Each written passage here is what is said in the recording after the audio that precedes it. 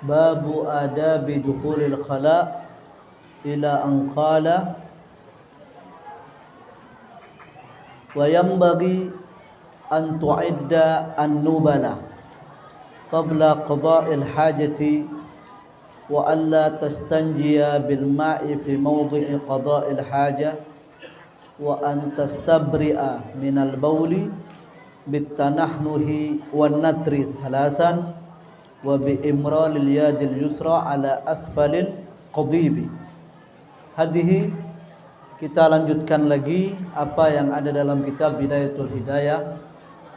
Pembahasan kita masih membahas tentang adab daripada qada'il hajah. Apa saja yang dianjurkan, apa saja yang disunnahkan ketika seseorang itu melakukan yang namanya qada'il hajah, baik hajat besar atau hajat kecil, buang air besar atau buang air kecil. Dan ini merupakan keindahan agama Islam. Maka jangankan perkara-perkara yang besar, kesempurnaan agama Islam itu jangankan perkara yang besar, masalah pernikahan, masalah jual beli, itu sudah jelas diatur dalam Islam. Jangankan masalah yang kecil, kita ketika masuk hammam pun, ketika melakukan qada'il hajah itu ada adabnya. Dan lebih-lebih lagi, setiap yang kita lakukan adab di sini ada pahalanya. Tentu. Maka di antara adab yang dianjurkan di sini, wa yambaghi, dan seharusnya, yambaghi seharusnya bagi orang yang hendak melakukan qada'il hajah an tu'iddan nubala, menyiapkan an-nubal. Nubal itu jamak daripada nublah, sama dengan ghurfah. Ghurfatun jamaknya ghurafun. Ghurfatun jamaknya ghurafun. Nubalun itu mufradnya adalah nublah, jamaknya nubalun. Maka mirip wazannya dengan ghurfah, jamaknya ghuraf. Apa nublah atau nubal itu? Nubal itu al-ahjar, batu. Disunnahkan untuk menyiapkan ketika hendak qada'il hajah, buang hajat besar atau hajat kecil. Apa yang disiapkan sebelum qada'il hajah? Disiapkan batu. Kenapa? Karena pada waktu daras kitab apa itu? Safinatun Najah, karena yang paling afdolnya seseorang itu istinja. Istinja itu dengan menggunakan batu dan air, paling afdol. Gunakan batu dulu baru gunakan air. Itu yang sunnah. Tapi kalau dibalik enggak. Air dulu baru batu, itu enggak sunnah. Kenapa? Karena kalau air dulu, air itu menghilangkan benda dan sisa-sisanya. Kotoran dan sisa-sisa yang menempel itu hilang dengan air. Terus batu itu untuk apa? Makanya batu tersebut tidak ada fungsinya. Itu enggak sunnah. Jadi yang sunnah batu dulu baru air. Karena apa? Batu menghilangkan kotoran yang kasar itu, kemudian air menghilangkan sisa dari kotoran yang tidak bisa dihilangkan dengan batu. Makanya yang sunnah di sini sebelum kita qada'il hajah mempersiapkan batu. Supaya apa? Bisa melakukan hal yang paling afdol. Istinjanya dengan hajar dan istinjanya dengan batu. Kalau dilakukan maka masuk dalam qauluhu ta'ala, innallaha yuhibbut tawwabina wa yuhibbul mutatah. Allah suka dengan orang yang bertobat dan Allah suka dengan orang-orang yang bersuci. Tentu orang-orang yang bersuci di sini istinja dengan batu kemudian hajar. Maka yang bagi antuid dan nubala. Maka paling tidak, kalau tidak bisa tiap hari, paling tidak seumur hidup sekali lah. Tentu istinja dengan batu dan air. Kapan-kapan. Tentu. Wa yang bagi antuid dan nubala qabla qada'il hajah. Faham?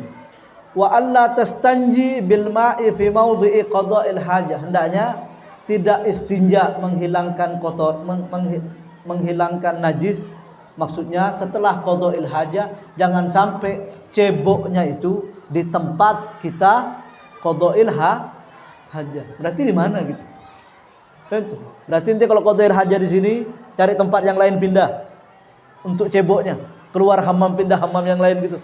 Enggak. Ini di zaman dulu. Di zaman dulu orang itu kalau qada'il hajah kan sembunyi, keluar ke tempat yang sepi, kan ada hamam, kan tuh. Keluar tempat yang sepi, kemudian qada'il hajah di situ. Kan tuh. Jarak di antara kotoran, kan tuh, dengan duburnya dia, kan tuh. Itu kan dekat. Dekat mana dekat? Dekat.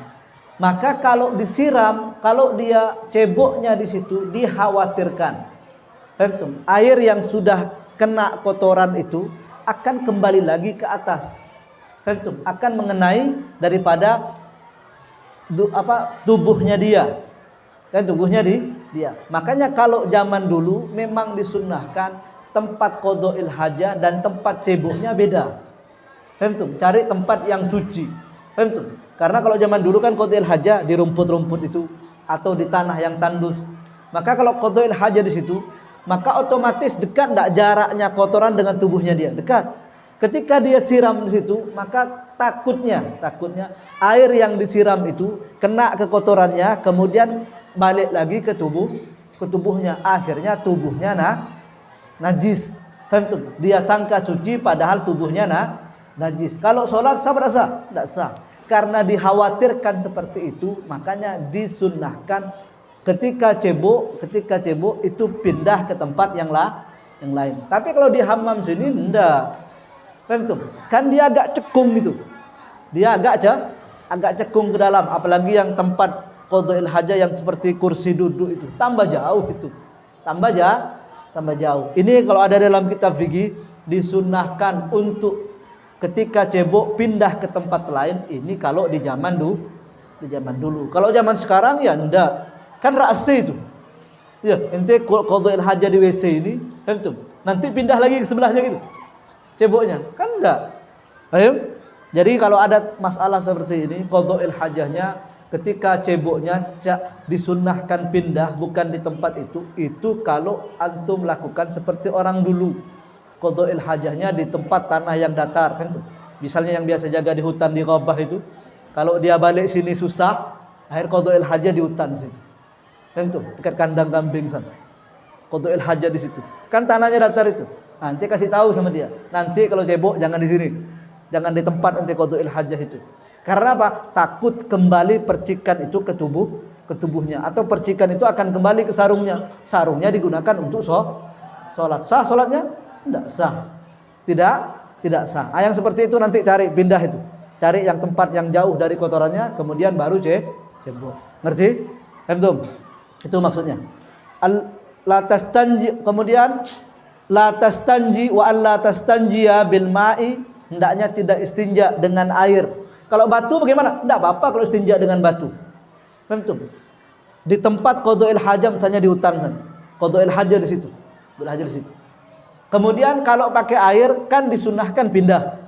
Antum pindah ke tempat yang lain. Agak geser dikit lah, jangan jauh-jauh, nanti tambah kotor nanti. Antum agak geser sedikit ke sana, baru cebok di situ. Biar enggak kembali percikan airnya itu.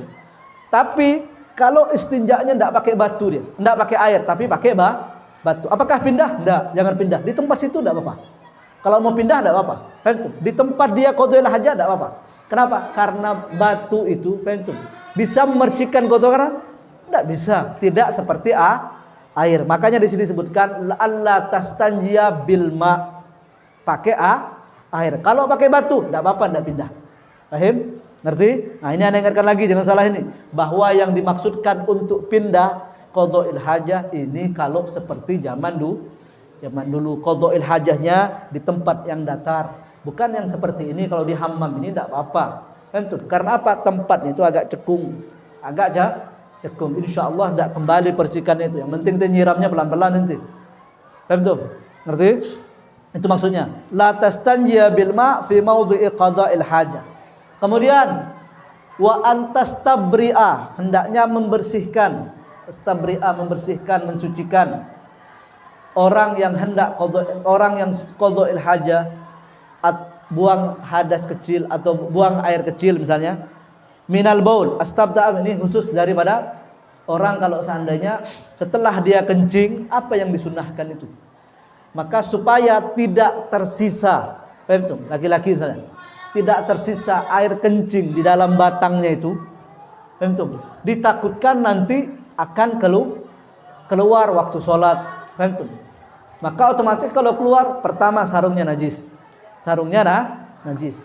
Kemudian kalau sudah sarungnya najis, sholatnya sah? Tidak sah. Kalau ketahuan sebelum sholat, enak. Antum. Oh, sarungannya najis ini. Kenapa? Anak terasa ada keluar tadi. Paham? Tapi kalau tidak ketahuan ini, tidak ketahuan sampai engkau sholat. Selesai sholat, engkau lihat kau punya sarung. Tentu, ini basah ini. Ya, ini basah. Kau lihat bau kencing ini. Bau kan? Kencing.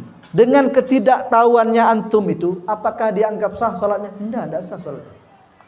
Berarti tabayan. Sekarang sudah jelas bahwa antum sholat dengan pakaian yang najis. Apakah sah sholatnya?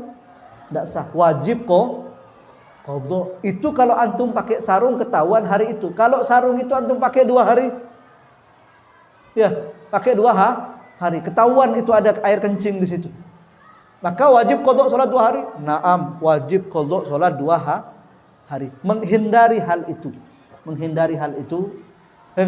Makanya di sini sunnah bagi seseorang setelah dia kencing untuk membersihkan kemaluannya itu supaya tidak keluar. Bagaimana caranya? Maka Imam Ghazali menyebutkan dengan 3 cara. Antum pilih salah satu yang sesuai dengan antum pilih. Ya. Wa antastabri'a minal bauli. Dengan cara bagaimana? Bitanahnu. Apa tanah tuh? Nah itu. Setelah nanti kencing, itu bisa air kencing itu tidak keluar lagi dengan cara tanah. Tapi jangan nyaring-nyaring biasa aja. Jangan lebay. Ya, pelan-pelan aja. Jangan sampai dari ujung ke ujung dengar semua, enggak. Inti melakukan sunnah gitu, enggak. Inti aja. Maka itu akan tertarik ke dalam itu. Insyaallah enggak tersisa di batang kemaluannya kita. Itu cara yang pertama. Silakan pilih. Pilih yang pertama. Yang kedua dengan cara wan natri. Apa natr itu? Integrakan kemaluannya inti. Wan natri, integrakan kemaluannya inti. Paham tuh? Ini an-natr ini ditafsirkan dengan menggerakkan kemaluan. Ana baca di kitab Taqriratus Sadidah. Taqriratus Sadidah yang tulis oleh Hasan Al-Kaf. Paham tuh? An-natr itu apa? An-natr itu menggerakkan kemaluan. Itu digerakkan kemaluannya sehingga keluar apa yang ada di dalam batangnya. Ngerti? Paham? Wan natri dengan cara menggerakkan kemaluannya. Itu cara yang kedua. Yang ketiga, ini yang paling banyak dilakukan ini. Wa bi imraril yad. Faham? Menjalankan al-yadal yusra.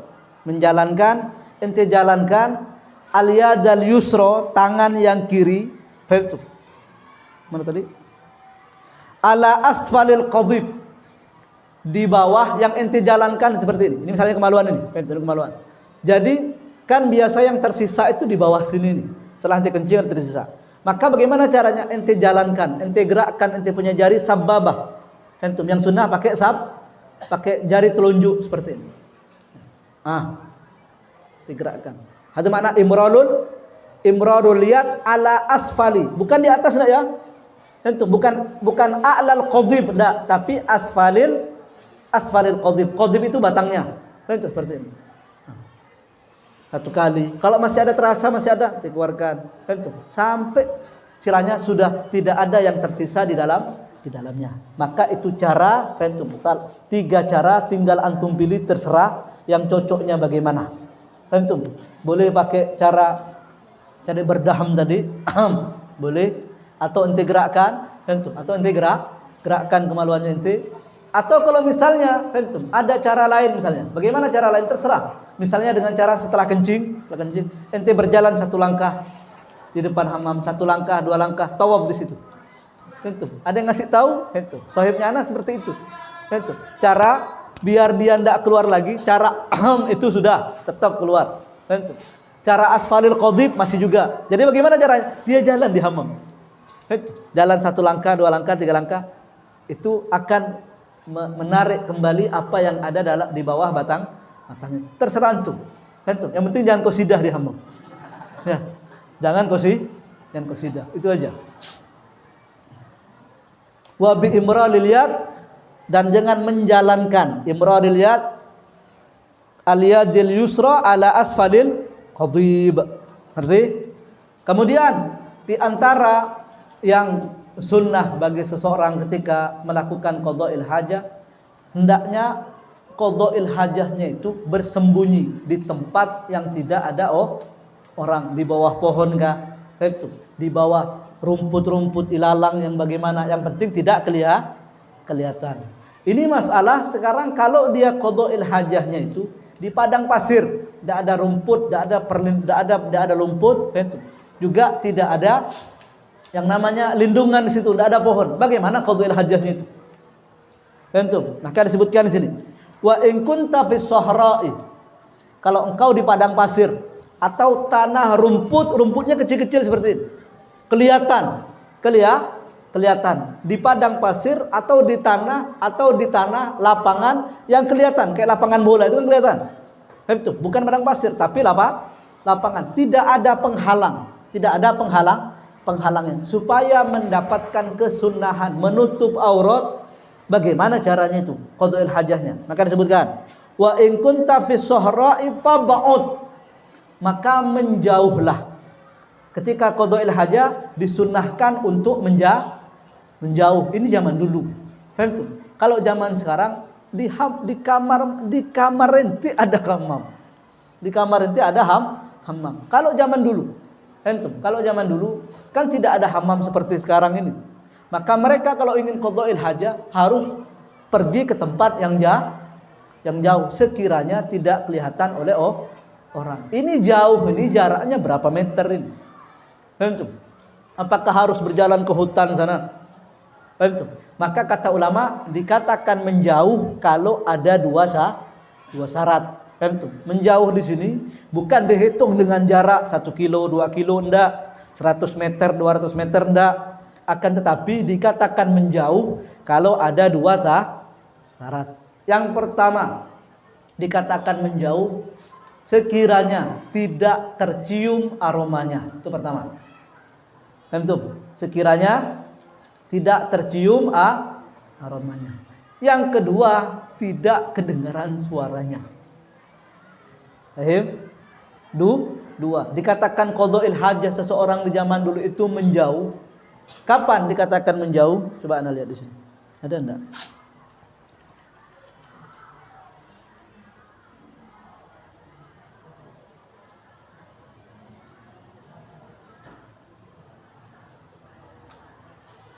Tuh. Sekiranya dianggap menjauh, tidak tercium baunya dan tidak kedengaran suara ketika qada'il hajah, maka itu dianggap menjauh. Itu yang sunnah. Maka hendaknya orang kalau qada'il hajah di tempat yang lapang, misalnya dalam perjalanan tidak ada hammam situ, maka yang tersedia apa? Ada tempat yang lapang saja atau di padang pasir. Maka dia ingin melakukan kesunahan menggunakan satir, penutup ketika qada'il hajah. Apa yang dilakukan itu? Maka disebutkan di sini. Fab'ud in kunta an uyunin nadhirin. Pertama, menjauhlah dari uyunin nadhirin, pandangan orang. Menjauhlah dari pandangan orang-orang sekiranya ada dua tadi. Paham? Kan disunahkan menjauh. Menjauh dari apa itu? Dari pandangan manusia. Kapan dikatakan menjauh? Kalau tempat dia qada'il hajah tidak kedengaran suaranya, tidak tercium baunya. Itu ada dua an uyunin nadhirin. Wastatir dan tutuplah bisyai'in, dengan sesuatu in wajadtahu, kalau engkau mendapatkan hanya. Ini dikatakan satir seperti apa? Gini ya, Anda kasih tahu, antum itu ketika qada'il hajah di lapang yang luas atau qada'il hajahnya itu di padang pasir, maka supaya mendapatkan sunnah wastatir, menutupi ketika qada'il hajah, maka caranya bagaimana? Ambil sesuatu, antum letakkan di depan antum. Misalnya antum ambil apa? Ambil kayu kah? Ambil kain kah? Ini kain ini berapa tingginya? Berapa tingginya? Maka kalau dari segi tingginya, kata ulama paling sedikit tingginya itu sulusa Satu diro itu, ba'dul ulama mengatakan kalau ukuran kita 60 cm. Berarti kalau 60 cm itu 2/3-nya berapa? 2/3 itu seperti ini. 60 kita bagi 3 berapa?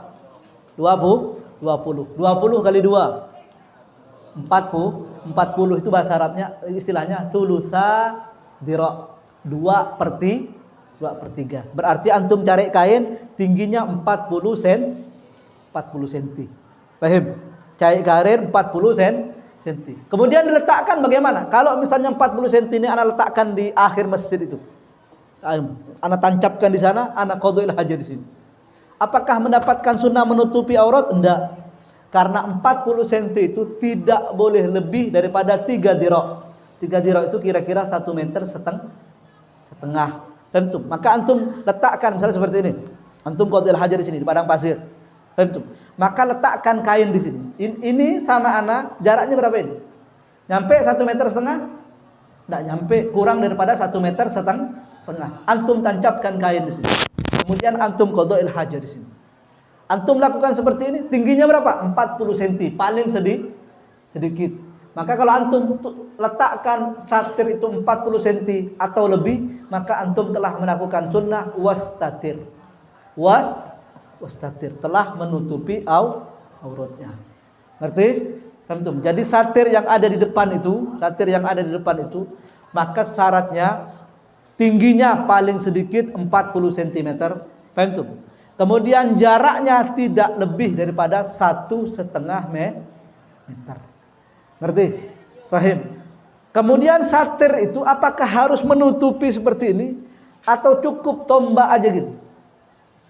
Hah? Atau ente ambil kayu panjang, ente letakkan di tengah. Maka kalau ente letakkan kayu panjang bambu misalnya ente letakkan, tingginya berapa? 60 cm. Memenuhi syarat enggak? Memenuhi syarat. Kemudian jaraknya kurang daripada 1,5 meter. Memenuhi syarat enggak? Memenuhi syarat. Tapi dia ini enggak nutupi kita. Karena apa? Cuman batang kayu saja. Batang kayu. Apakah ini dikatakan menutupi dia ketika qadha'il hajat? Zahirnya kan enggak. Tapi Imam Ramli mengatakan enggak apa-apa, itu satir. Itu satir. Satir itu tidak harus lebar, tidak harus melebar. Hatta satu, seperti kita melakukan sholat itu, kan sunnah pakai satir. Sunnah pakai satir. Maka bagaimana? Hatta pedang, hatta kayu. Maka kita telah melakukan sunnah ketika sholat menggunakan satir. Ngerti? Jadi kalau misalnya tidak ada kain, tidak ada apa-apa, antum bawa misalnya, bawa tongkat atau bawa kayu, ambil batang kayu, antum letakkan di sini. Pakai kayu. Kalau kita pikir-pikir, untuk apa kayu itu? Kelihatan juga dia. Kelihatan enggak qadha'il hajat kalau ada padang pasir itu? Diruput, kelihatan. Tapi kata Al-Imam Ramli ini memenuhi syarat untuk dijadikan satir. Maka orang itu ketika qadha'il hajat, ketika meletakkan kayu, maka sudah dikatakan telah menutupi auratnya, melakukan yang namanya satir. Adapun orang yang melihat itu berarti mereka tidak menjaga pandangan matanya mereka. Mereka yang dosa. Paham? Hada indal Imam Ramli. Indal Imam Ibn Hajar enggak harus menutupi. Betul juga Imam Ramli itu. Ada apa ente fudul orang qadha'il hajat dilihat? Paham? Sahih? Ngerti? Hada huwa.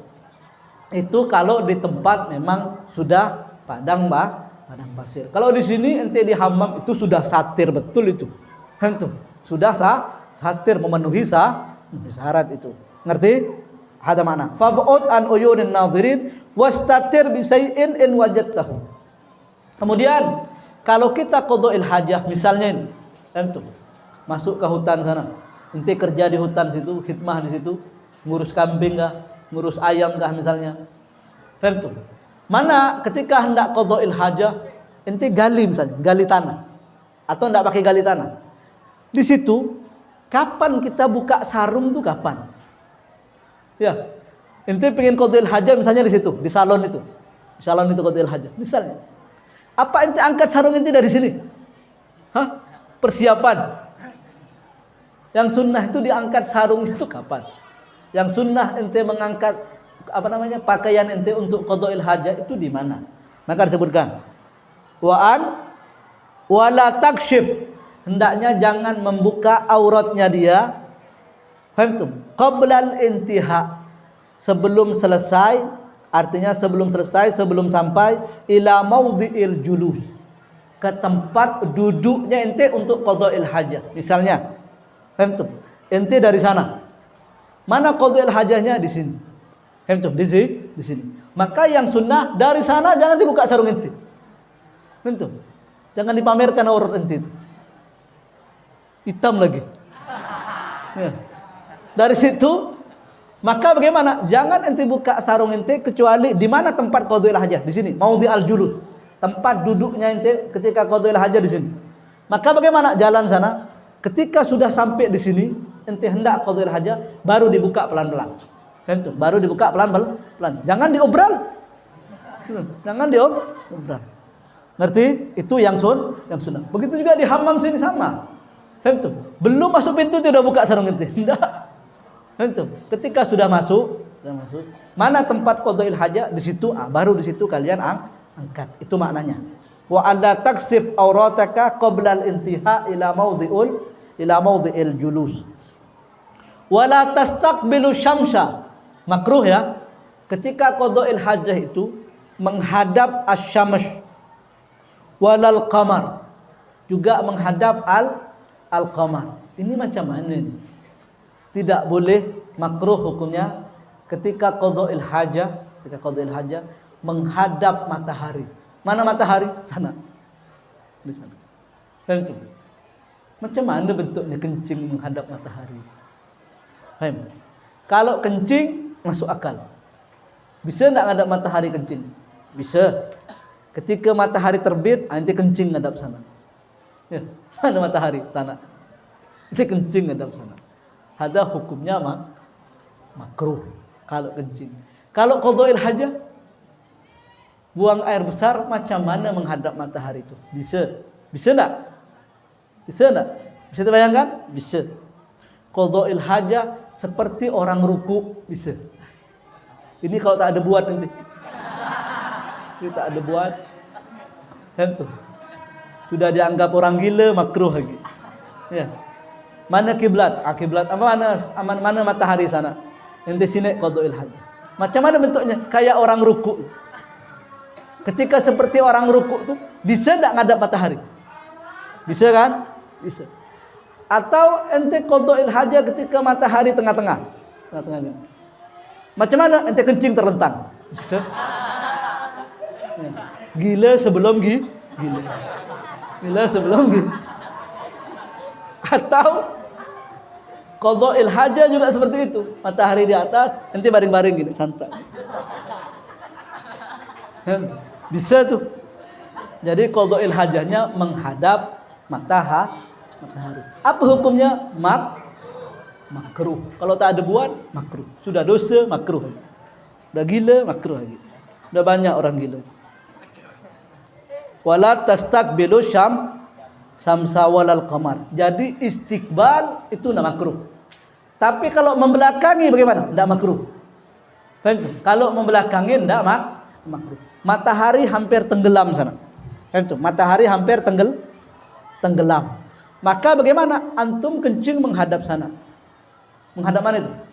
Menghadap ke arah menghadap ke arah timur, tempat keluarnya, tempat terbitnya matahari. Ketika antum kencing, matahari mana? Sana. Berarti antum belakangi. Kalau di belakangi tidak makruh.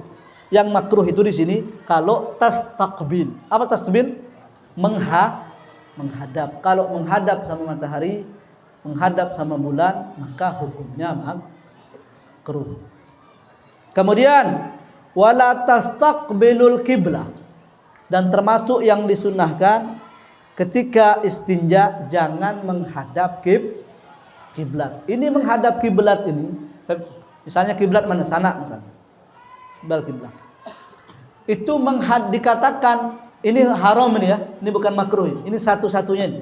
Adab ketika qada'il hajah kan makruh. Kecuali ini haram. Paham? Menghadap kiblat ketika istinja atau ketika qadha'il hajah dengan kencing atau al-baul dengan kencing atau buang air besar, maka itu hukumnya haram bukan makruh. Satu-satunya. Maka kalau kiblat sana. Ini yang dikatakan haram ini istiqbal kiblah ini. Apakah yang dianggap seperti solat? Solat itu kan dikatakan istiqbal al-qiblah bisodri dengan dada. Paham tuh? Jadi kalau ini kiblat misalnya, ana takbir seperti ini. Allahu Akbar. Agak lagak dikit. Ya, agak sombong dikit. Allahu Akbar. Sah enggak solat itu? Sah. Karena apa? Dalam solat itu dikatakan istiqbalul kiblah dengan ini. Dengan dada. Paham? Tapi kalau dia miring gini, pala miring sana. Allahu Akbar. Pala ke kiblat. Kepalanya ke kiblat, tapi dadanya ke lain kiblat. Sah salatnya? Tidak sah. Kenapa tidak sah? Karena dikatakan istiqbalul kiblah bisodri dengan dada. Sekarang ketika qadha'il hajah. Ketika qadha'il hajah ini yang dianggap haram menghadap kiblat itu dengan dada, apa dengan kemaluannya dia ketika kencing? Maka bukan dengan dada kalau masalah ini, dengan kemaluannya. Kiblat sana dia kencing gini. Kiblat sana kencing gini. Tapi badannya gini. Tapi ahu sogirnya ke sana. Adiknya ngadap kiblat. Monasnya ngadap ke kiblat. Begini. Apa hukumnya? Haram. Hukumnya haram. Karena yang dianggap itu apa? Karena dia telah mengarahkan sesuatu yang najis ke tempat yang mulia, yaitu Ka'bah, kiblat. Kiblat. Atau kebalikannya. Macam mana caranya? Ini kiblat. Dia gini. Adiknya tuh ahu sogir tuh ketika dia kencing dibelokkan gitu. Pelan-pelan tapi. Apakah haram? Tidak haram. Tidak haram. Karena istiqbalul qiblah al-ibrah dengan itu. Paham? Kenapa dikatakan haram? Karena dia telah mengarahkan sesuatu yang najis kepada kiblat tempat yang mulia. Sekarang ana tanya,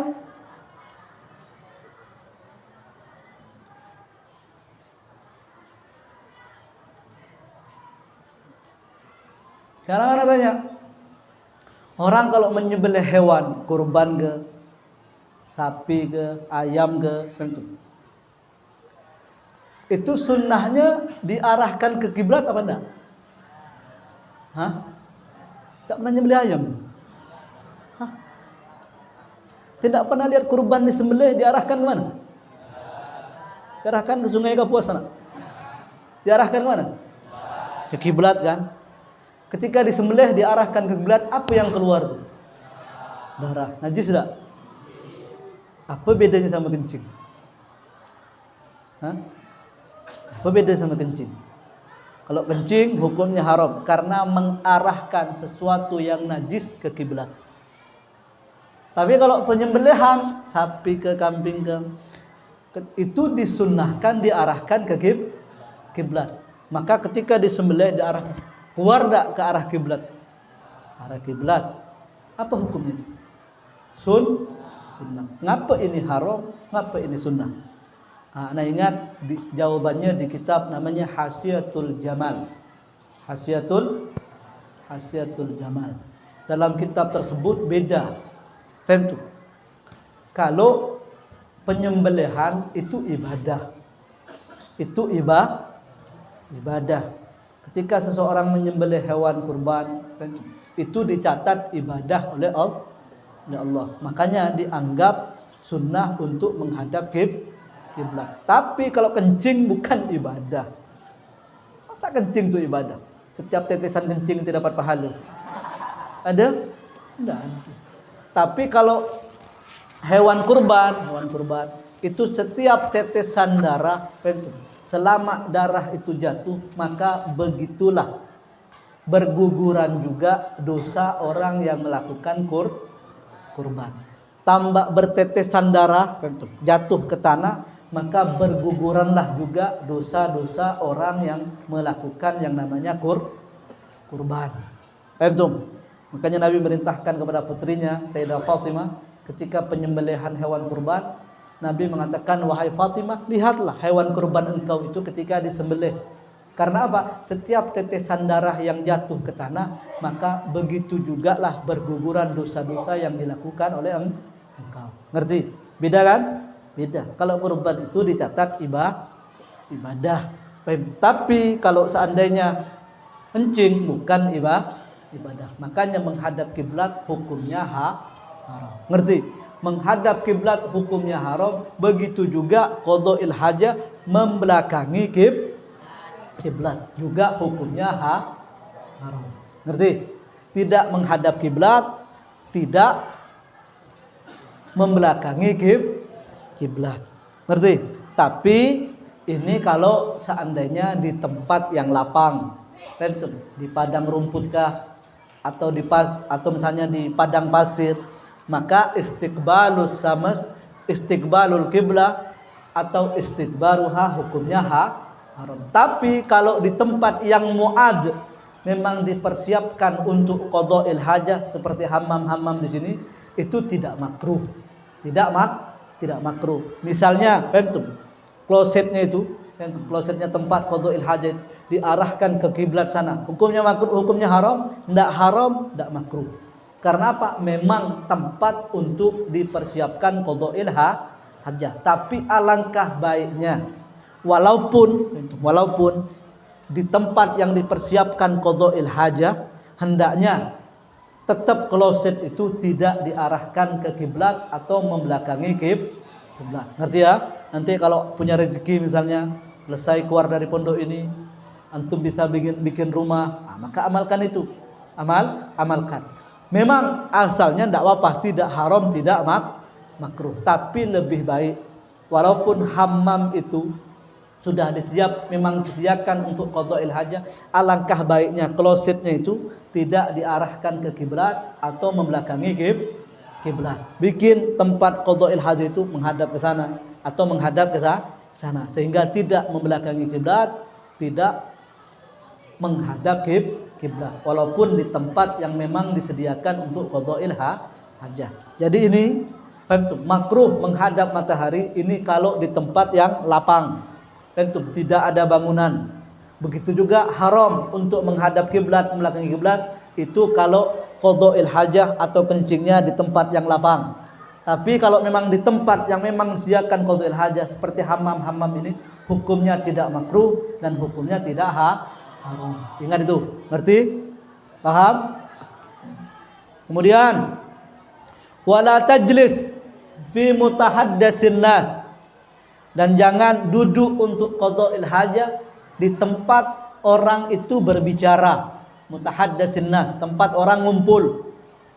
Misalnya antum jalan ke tempat yang jauh sana, misalnya jalan ke Parit Medan sana. Ternyata antum pengen kencing. Di situ ada pohon rindang atau ada pondok-pondokan di situ. Tempat orang duduk untuk istirahat. Orang misalnya cari supaya tidak panas berlindung di situ, atau cari perlindungan dari sinar matahari karena apa? Panas. Orang mampir di situ. Ente qadha'il hajah di tempat itu, atau kencing di tempat itu hukumnya makruh. Kenapa? Karena itu menjadi penyebab akan dapatnya laknat dari orang. Makanya Nabi mengatakan ittaqul la'anin, takutlah kalian di tempat-tempat biasanya orang melaknat. Kapan? Seperti tempat itu. Orang enak pendopo untuk duduk. Ketika panas dia mampir ke situ. Ketika hujan dia mampir ke situ. Ente kencing di situ. Ente ngasih barokah qadha'il hajah di situ. Sakit hati enggak orang itu? Sakit hati. Maka itu akan menjadi penyebab akan dilaknat sama orang. Betul? Maka qadha'il hajah di tempat situ itu hukumnya makruh. Naam, satu gambaran. Kadang-kadang wajib qadha'il hajah di tempat seperti itu. Kapan itu? Kata ulama, kalau seandainya tempat itu istilahnya base campnya itu, tempat orang ngumpul di situ, itu kalau dijadikan tempat maksiat, tempat orang berjudi, tempat orang mabuk-mabuk misalnya. Kalau ente qadha'il hajat di situ, maka orang itu tidak akan kumpul lagi di situ. Paham? Maka bagaimana? Qadha'il hajat di situ hukumnya wajib kalau ente berani. Kalau ente berani. Karena apa? Dengan ente kencing di situ, ngasih barokah ente di situ, maka barokah itu menyebar. Orang tuh lari. Lari. Kalau ente berani tidak membahayakan diri ente, maka kadang-kadang hukumnya wajib untuk qadha'il hajat di tempat mutahaddatsin nas. Tempat orang ngumpul. Ngerti ya? Baik. Wala tajlis fi mutahaddatsin nas. Karena apa? Itu menjadi penyebab akan mendapatkan laknat dari orang lain karena itu menjadi tempat kumpulnya orang. Wallahu taala